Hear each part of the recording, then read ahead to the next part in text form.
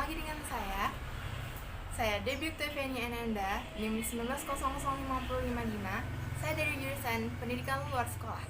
Baiklah, untuk pertemuan kali ini saya akan menjelaskan, lebih tepatnya saya akan menganalisis video pembelajaran yang judul Administrasi Kurikulum. Administrasi kurikulum merupakan bidang garapan pertama dalam administrasi pendidikan. Loh, kok bisa? Karena pada dasarnya keberhasilan seorang anak dalam pendidikan ditentukan oleh kurikulumnya. Administrasi merupakan seluruh kegiatan yang telah direncanakan dan diusahakan secara sengaja dan bersungguh-sungguh, serta pembinaan secara kontinu terhadap situasi belajar mengajar secara efektif dan efisien demi membantu tercapainya tujuan pendidikan yang telah ditetapkan. Intinya, bagaimana lembaga pendidikan membuat atau merancang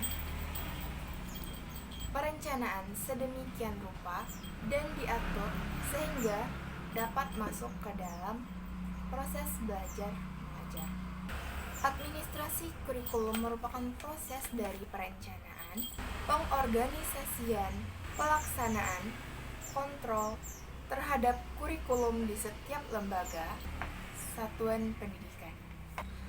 Komponen dari administrasi kurikulum adalah yang pertama itu ada jelasnya kurikulum, isi, tujuan, metode, dan evaluasi.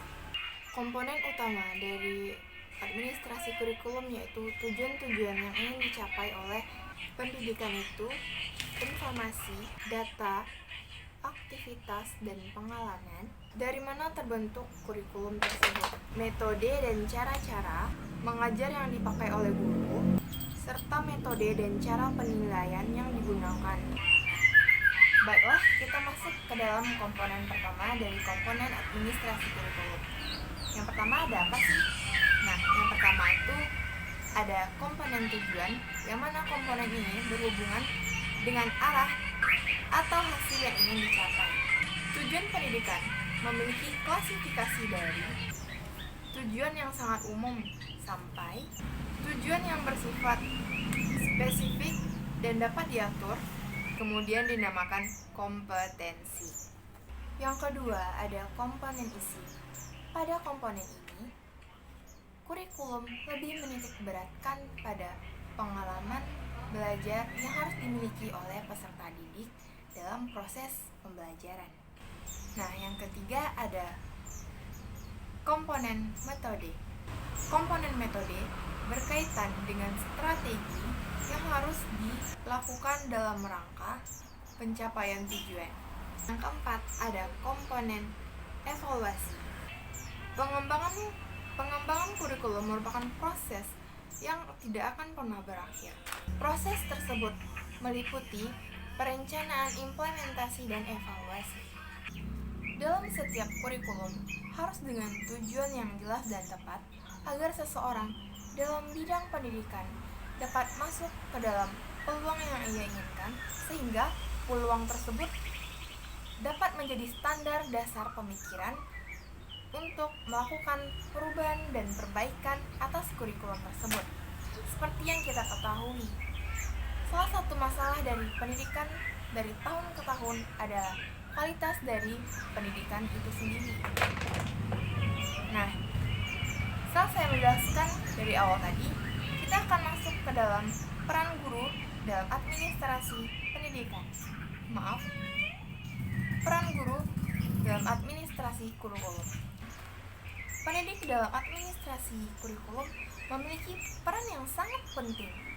Bagaimana tidak penting? Mereka memiliki peran sebagai pendidik dan pengajar. Tidak sedikit penerus bangsa yang sukses dari para pengajar dari masa lalu, karena hal itu merupakan hasil didikan dari para pengajar di masa lampau.